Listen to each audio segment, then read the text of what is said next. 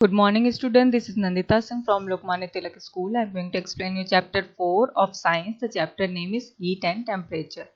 इसका first part मैं आपको पढ़ा चुकी हूँ, यहाँ तक मैंने आपको पढ़ाया था। अब इसके आगे से कंटिन्यू करेंगे। आज हमारा टॉपिक है डिजिटल थर्मामीटर। अभी तक हमने क्लिनिकल थर्मामीटर पढ़ा, अब हम लेबोरेटरी थर्मामीटर पढ़ा, अब हम डिजिटल थर्मामीटर के बारे में पढ़ेंगे। A known fact is that mercury is toxic in nature. For this reason, digital thermometers are widely used nowadays. A digital thermometer does not contain mercury. It has a plastic body, is easy to use and provides accurate readings in the form of a digital display. सबसे ज़्यादा a known fact is that mercury is toxic in nature. जैसा कि सब जानते हैं कि mercury जो होता है क्लिनिकल थर्मामीटर में जो पारा होता है वो पॉइजनस होता है। इसीलिए क्या है कि डिजिटल थर्मामीटर बनाए गए हैं। आजकल के समय में इसका सबसे ज़्यादा यूज़ होता है। डिजिटल थर्मामीटर में मरकरी यानी पारा नहीं होता है। ये प्लास्टिक की बॉडी के होते हैं, उनकी बॉडी जो है प्लास्टिक की होती है और इनको यूज़ करना काफ़ी ईजी होता है। ये एग्जैक्ट रीडिंग बताता है, किसी भी बॉडी का टेम्परेचर एग्जैक्ट बताता है। Heat. Give reason for the following. An ice cube melts when it is take out of the freezer and left it in the open. जब आइस क्यूब हम निकालते हैं फ्रीजर से और बाहर निकाल के रख देते तो वो मेल्ट क्यों होता है? A hot cup of coffee left in open cools after some time. जब हम कप ऑफ कॉफी को ओपन में रख देते ओपन एरिया में तो वो थोड़ी देर बाद ठंडी क्यों हो जाती है? Before trying to answer the above question let us learn what heat is. इन क्वेश्चन के आंसर, इनका रीजन देने के पहले हम ये जानेंगे कि हीट क्या होता है। When two bodies at different temperature are brought together and energy transfer takes place between them. जब दो चीजें आपस में एक साथ रखी जाती हैं जिनका टेम्परेचर अलग अलग होता है तो वो एक दूसरे में एनर्जी को ट्रांसफर करती हैं। When two bodies at different temperature are brought together and energy transfer take place between them. जब दो चीजें आपस में रखी जाती जिनका टेम्परेचर अलग अलग होता है, उनको एक साथ रखा जाता है तो उनमें एनर्जी ट्रांसफर होती है। This transfer or flow of energy is called heat energy or simply heat. ये जो है एनर्जी दोनों में ट्रांसफर होती है एक दूसरे से, उनको हम हीट एनर्जी या हीट कहते हैं। It always flows from the hotter body to the colder body. ये हमेशा हॉटर बॉडी से कोल्डर बॉडी में फ्लो होती है। So we can say that heat is a form of energy that flows from a body at higher temperature to a body at lower temperature. इसलिए हम कह सकते हैं कि हीट वो फॉर्म ऑफ एनर्जी है जो कि एक हायर टेम्परेचर की बॉडी से लोअर टेम्परेचर की बॉडी तक फ्लो करती है। The heat flow results in an increase in temperature of colder body and a decrease in temperature of a hotter body. Heat जो है वो क्या करती है? Flow result in an increase in temperature of the colder body. Heat increase होती है, जो colder body होती है, कोई भी चीज कोल्ड होती है तो उसमें हीट इंक्रीज होती है, और जहां पर हॉटर बॉडी होती है, गर्म चीज होती है, वहां पर हीट डिक्रीज होती है, कम होने लगती है। The heat flow continues till both the bodies reach the same temperature. और हीट फ्लो होती है लगातार जब तक दोनों बॉडीज की, दोनों चीजों का टेम्परेचर सेम नहीं हो जाता। Let us now try to answer the above question. We know that the temperature of an ice cube is lower than that of the surrounding. So, heat flows from the surrounding to the ice cube. As a result, the ice cube melts. हम सब जानते हैं कि जब freezer से ice cube को निकालते हैं तो उनका टेम्परेचर, क्योंकि फ्रीजर का टेम्परेचर काफी कम होता है तो हम उनको बाहर निकालते हैं तो क्या होता है कि बाहर का सराउंडिंग्स का जो टेम्परेचर है वो ज्यादा होता है और आइस क्यूब का टेम्परेचर कम होता है, तो जब वो उनके कांटेक्ट में आती है तो वो मेल्ट होने लगती है। The heat flows from the surrounding to the ice cube. और जो सराउंडिंग की हीट होती है वो आइस क्यूब तक के कांटेक्ट में आती है और आइस क्यूब को मेल्ट कर देती है।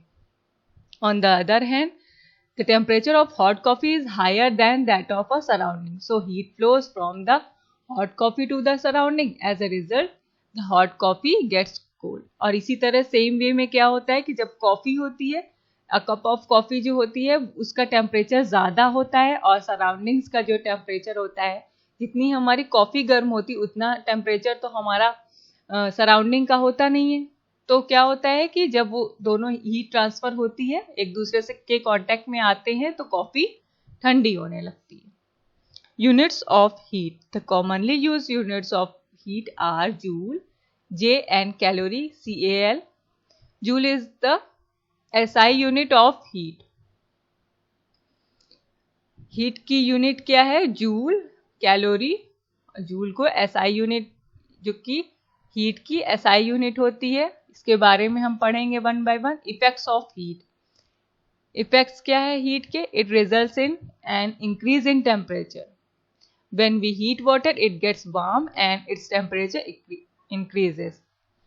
ये क्या करती है? हीट टेम्परेचर को बढ़ाती है. जब हम पानी को गर्म करते हैं तो क्या होता है? वो और ज़्यादा गर्म हो जाता है. और जब हम पानी को गर्म करने के लिए चढ़ाते हैं तो क्या होता है कि पानी गर्म होने लगता है और इसका टेम्परेचर बढ़ जाता है. It may result in a change of state. Put some ice cube in a beaker and heat it. The ice cube melts to form water. There is no change in temperature unless all the ice cubes have been changed into water. This is because all the heat is used in changing its state from solid to liquid. Similarly, when water starts boiling, it converts into steam. क्या होता है? It may result in a change of state. ये state को change कर देती है. Means जो भी हमारा पॉइंट है उसको चेंज कर देती है. जैसे कि अगर हम आइस क्यूब्स को बीकर में रख के उसको हीटिंग के लिए चढ़ा देते हैं गैस पर, तो क्या होता है? वो मेल्ट होकर के वाटर बन जाती है. तो ये स्टेट चेंज हो गया, आइस क्यूब पिघल करके वाटर बन गई. और इसी तरीके से अगर हम वाटर को बॉइलिंग के लिए हाई टेम्परेचर पर बॉइलिंग के लिए रख देते हैं तो वो क्या हो जाता है? भाप बनने लगता है. तो स्टीम बनने लगती है, जिससे कि चेंज हो रहा है. दोनों में काफी चेंजेस हो रहे हैं. तो यहाँ पर क्या बताया जा रहा है कि हीट का इफेक्ट ये होता है कि वो स्टेट को चेंज कर देती है. It causes things to expand. Heat gives the particles of a substance more energy which enables them to move faster and away from one another. Heat क्या करती है? It causes things to expand. ये चीजों को बढ़ने के लिए provoke करती है. Heat gives the particles of a substance more energy. किसी भी पार्टिकल को ज्यादा से ज्यादा एनर्जी देती है. Which enables them to move faster. जो उनको तेजी से मूव करने के लिए हेल्पफुल होते हैं. And away from one another. The particles thus take more space and increase the volume of the substance.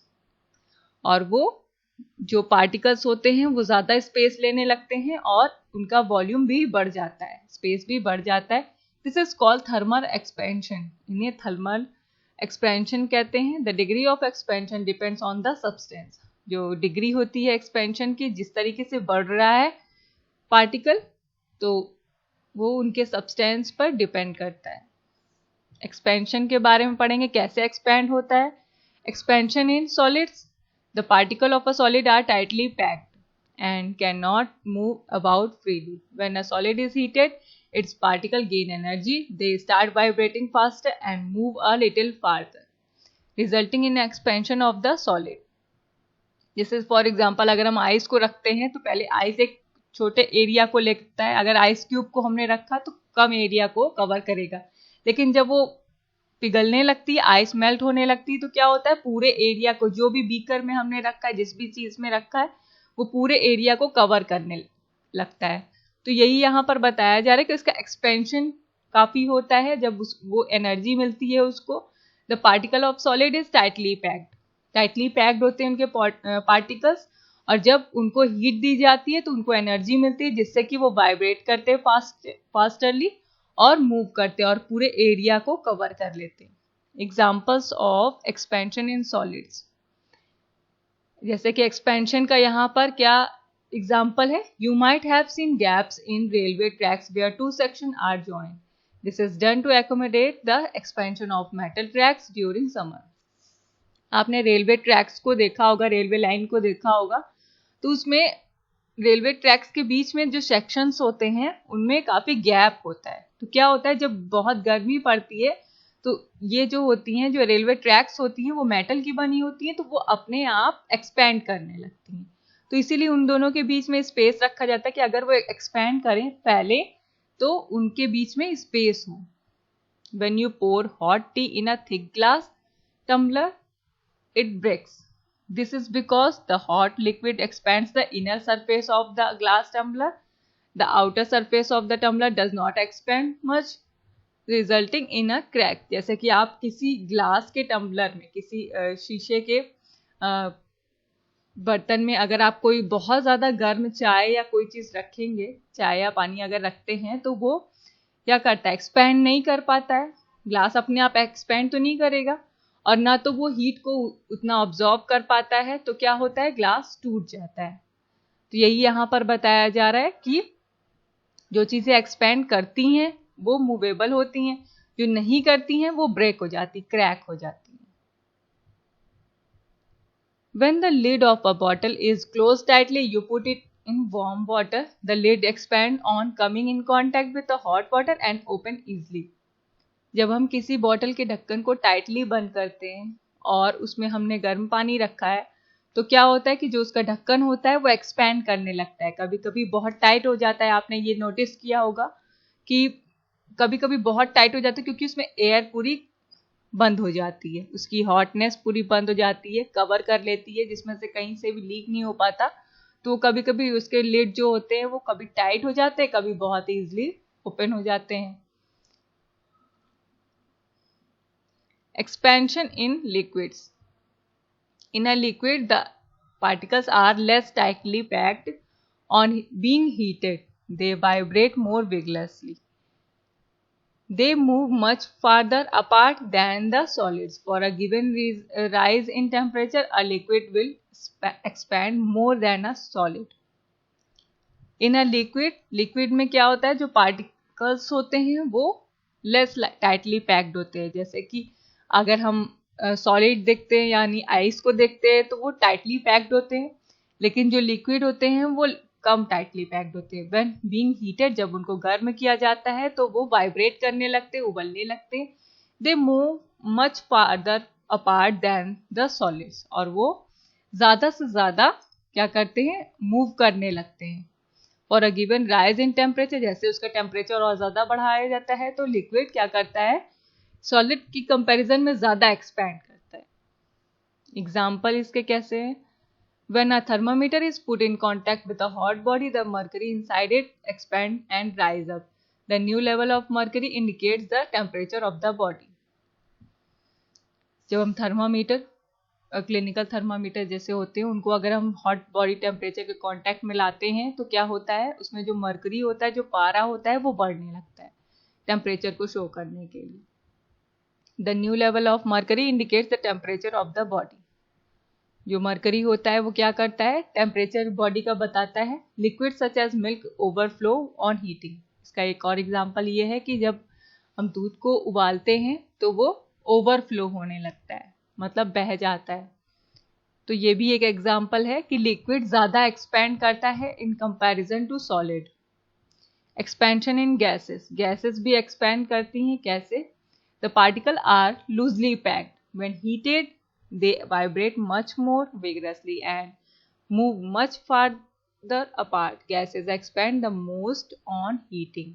Gases भी बहुत ज़्यादा एक्सपैंड करती हैं, ये लूजली पैक्ड होती हैं। जब हमको गैसेस को गर्म किया जाता है तो वो भी वाइब्रेट होने लगती हैं और मूव करने लगती हैं। Gases expand the most on heating, सबसे ज़्यादा गैसेस होती हैं जो कि एक्सपैंड करती हैं गर्म करने पर। इसके एग्जाम्पल क्या है, when you put a blown up balloon in the sun, the air inside it expands, this causes the balloon to grow bigger. जब हम किसी फूले हुए बलून को सन के रेज के कांटेक्ट में रखते हैं तो उसमें जो एयर होती है, जो गैस होती है, वो क्या होता है कि बढ़ने लगती है, एक्सपैंड करने लगती है, जिससे कि कभी कभी बलून फूट भी जाता है। Methods of heat transfer. Heat transfer का क्या मेथड है, There are 3 ways in which heat transfer can take place. 3 ways हैं जिसमें heat transfer होता है: conduction, convection and radiation. इसके बारे में हम one by one पढ़ेंगे. Conduction क्या होता है? Conduction takes place in solid. ये solid में काम करता है. What happens when we heat one end of the metal rod? अगर मेटल की रॉड को हम एक एंड पर गर्म करेंगे तो क्या होगा? इसके लिए let us try to understand what is happening inside the solid matter. यहाँ पर एक एक्टिविटी दी है, इसके थ्रू यहाँ पर समझाया जा रहा है. एक्टिविटी आपको पढ़ना है, मैं पैराग्राफ से स्टार्ट करूंगी. When we heat one end of the metal rod, the particles of the rod at this end start vibrating fast. जब हम किसी मेटल के रॉड को एक साइड से गर्म करते हैं तो क्या होता है? The particle of rod at this and start vibrating faster. जो पार्टिकल्स होते हैं वो वाइब्रेट होने लगते हैं. these faster moving particles collide with their neighboring particles and pass on some of their energy to them. These neighboring particles thus start moving faster. They in turn pass on their energy to particles further away from the flame.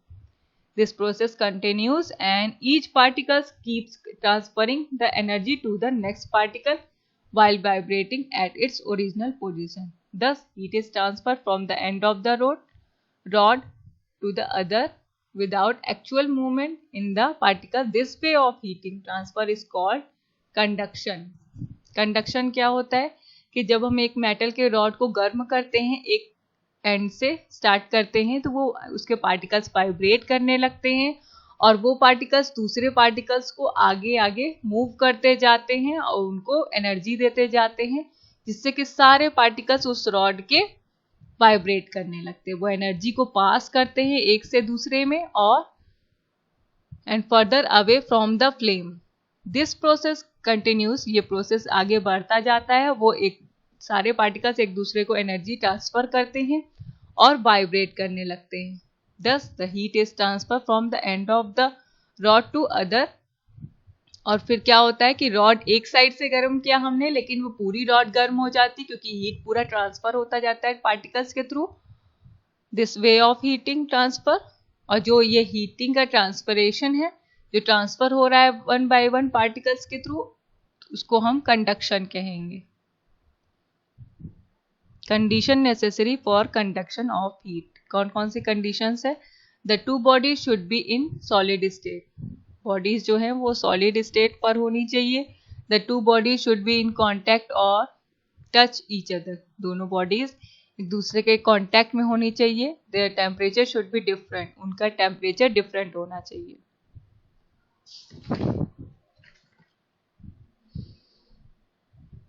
चलिए आज यहीं तक पढ़ाऊंगी. कल इसके आगे से conductor and insulator start करेंगे. I am going to end this class. Good day. Good day ma'am.